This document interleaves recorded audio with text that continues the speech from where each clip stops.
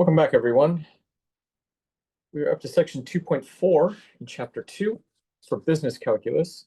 And now we're going to talk about what are some of the things that we can actually use the derivative for.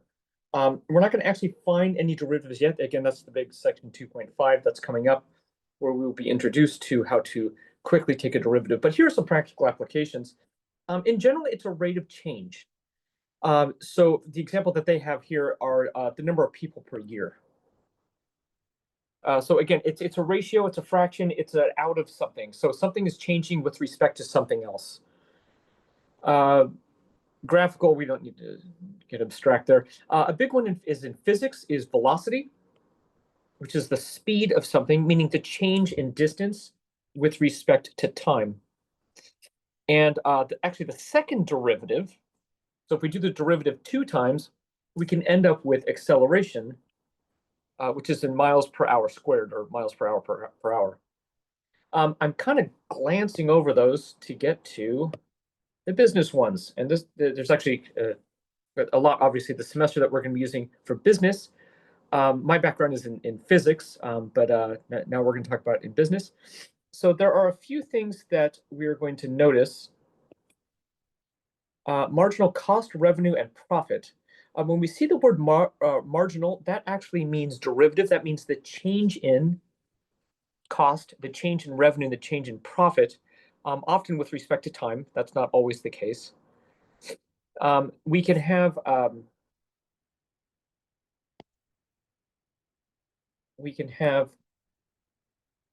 the dollars per bicycle is the cost of a bicycle, things like that. So the word marginal usually means, yeah, I already said that. Yeah. And we will be diving into several of these topics later in the semester when we get to the applications. So suppose you are producing and selling some item.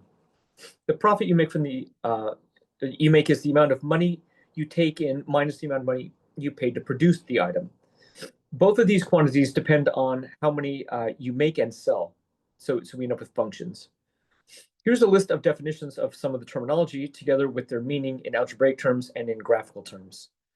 So your cost is the money you have to spend to produce your items. So for example, let's say that you open up a coffee shop and you have to pay for rent, you have to pay for the electricity, you have to pay for the water, you have to pay for all of the coffee that you have there, you have to pay for all the machines. So that's going to be your cost, employees and things like that. So fixed cost. So this is the fixed cost, the FC, is the amount of money you have to spend regardless of how many items you produce. So that would be like rent, electricity, water, all of those are fixed costs. Those are things you're going to pay with or without customers. It doesn't matter. Those are fixed costs. So rent, purchase of costs of machinery, salaries for office. So this is paying for, so meaning if you hire 3 people to help you run the shop and no one comes in, you still have to pay for those people that are there. The total variable cost, TBC, for Q items is the amount of money you will spend to actually produce them. TBC includes things like materials you'll use, that'd be the coffee, the filters, the sweeteners, all the different flavors that you put into the whipped cream, all that kind of stuff. The electricity, gasoline for vans and things like that. And that'll depend what business you're trying to do. So maybe your business doesn't have a van or require anything like that, like a coffee shop wouldn't require that. The total cost, TC, for Q items is the total cost of producing. It's the sum of the fixed cost and the total variable cost. So it's both of the fixed and variable that we see above there. That's the total cost. The average cost for Q items is the total cost divided by Q, where Q is the number of items. You can also talk about the average fixed cost by dividing it by Q. So what that would mean is if I wanted to take all of the fixed costs, all the total costs, I took the total cost and I divide it by Q, well, that would tell me that each cup of coffee actually costs me overall $1.50 to make. So if I charge $2.50, I'm going to make a profit, and so on. Now, I mentioned the word marginal refers to the change in. So a marginal cost at Q items is the cost of producing the next item. So it's the marginal cost of Q is going to be the total cost of Q plus 1, meaning we're making one more, minus the total cost of the original Q. I know that right now this is a lot of letters and math and symbols and things like that. Eventually, hopefully, we'll be able to break this down where it's not going to be too confusing. In many cases, though, it's easier to approximate this difference using calculus, which we'll show below. And some sources define the marginal cost directly as the derivative. So the marginal cost is the derivative of the total cost. So it's the change in the total cost. And okay, so let's do our first example. A baseball team plays in a stadium that holds 70,000 spectators. With the ticket price at $12, the average attendance had been 28,000 people. When the price dropped to $10, the average attendance rose to 35,000. Find a demand function where Q is the quantity per number of spectators. Okay, so we are the quantity per the number of spectators. Okay, so first of all, we need to find M, which is going to be the $10 minus the $12 divided by the 35,000 minus the 28,000. And that's going to give us a -2 over 7,000, or -1 over 3,500. That's our slope. And so our function so far is d of q is equal to -1 over 3,500 times q plus the y-intercept, which we don't know. However, I'm going to plug in for q equals 10. I'm sorry, q equals 35,000. And we end up with 10.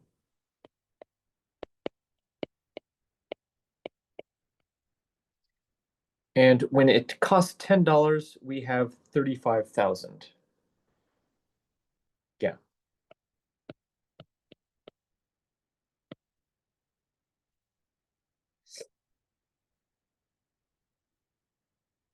Plus B. So it looks like we're going to get 10 equals -10 plus B, or B equals 20. So our overall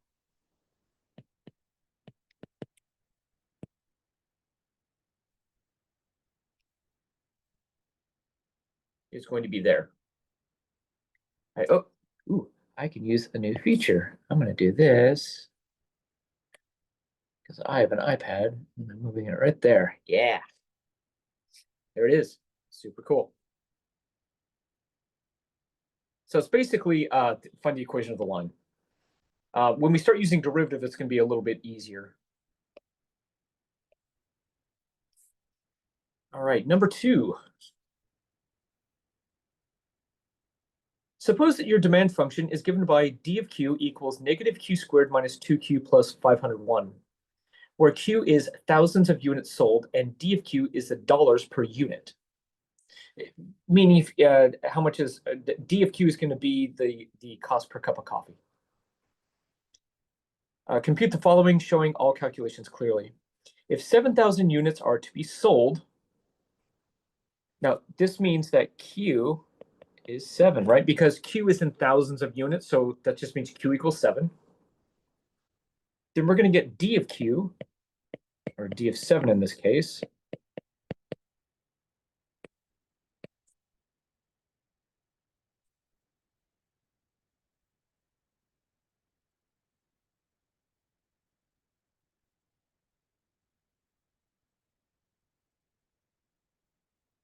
I'm getting 438, meaning it's going to cost $438 per unit.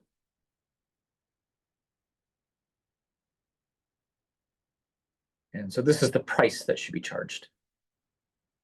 If the price is $421 is set for this item, how many units can you expect to sell? All right, so this is going to get a little messy. This means that I'm going to take negative q squared minus 2q plus 501. And we're going to set that equal to 421. And I'm going to go ahead and subtract that to make it equal 1.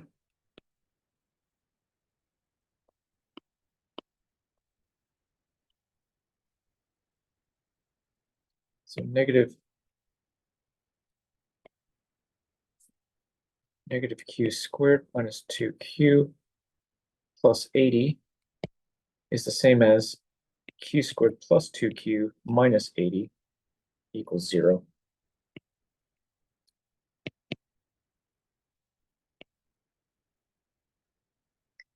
And that is going to factor into plus 10 minus 8.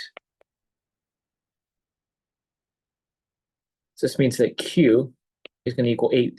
We can get q equals negative 10. However, we can't have a negative quantity. That's not good.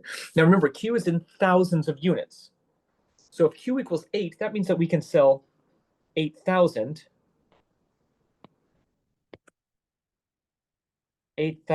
units. And to be clear, this is this, because again, we're in thousands of units. At what value of q does d of q cross the q axis? Pardon me. This is a weird question in the middle of a business question, but what they're basically saying,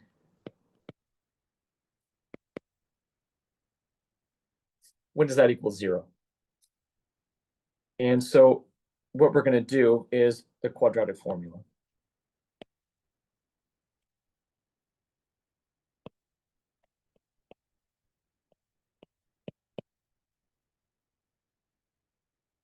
Sorry, there's a goose right outside my window who just barked at us. And of course, we're going to want the positive version of this. So let's see what we get. So 2 plus the square root of 4 plus 4 times 501 divided by negative 2. That's no good. Let's try the other one. Let's do this. So we'll do this. Subtract. So 2 minus that divided by negative 2. And we got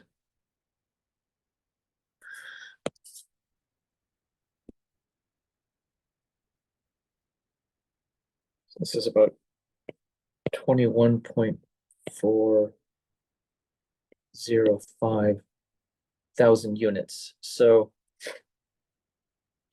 21.405. Now I'm glad they marked it up that it's 1,000 units. If they just had units, then we would have said 21,405 units. So I'm glad they clarified that. And that, of course, is my answer there. All right, our last one. The demand equation for an item currently being marketed is given by d of q equals negative 0.1 q squared plus 54, where d of q is in dollars that can be charged per unit, and q is in thousands of units that can be sold at that price. If 2,000 units, meaning q equals 2, are to be sold, at what price should each be set? Okay, this is actually relatively simple.